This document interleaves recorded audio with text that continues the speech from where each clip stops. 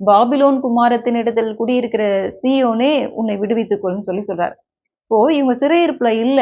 ஆனா ஏன் இவங்கள நீங்க சிறையிருப்புல இருக்கீங்கன்னு சொல்லி தீர்க்கதரிசி சொன்னார்ன்னு சொல்லி பார்த்தோம்னா, அவர் சரீர பிரகாரமாக இவங்க இன்னொரு நாட்டுல அடிமைகளா இருக்கிறத பத்தி சொல்லல.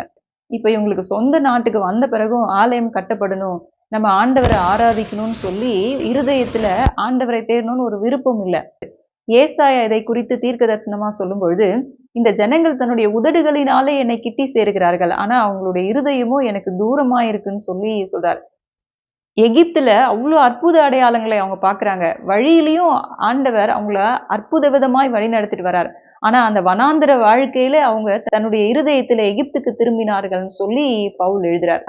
அன்றைக்கு இஸ்ரவேல் ஜனங்கள் தகர்க்கப்பட்ட தேவாலயத்தை திரும்ப கட்டின பொழுது ஆண்டவருடைய மகிமையை கண்டார்கள். இன்றைக்கு நம்முடைய சரீரம் ஆண்டவருடைய ஆலயமா இருக்கு.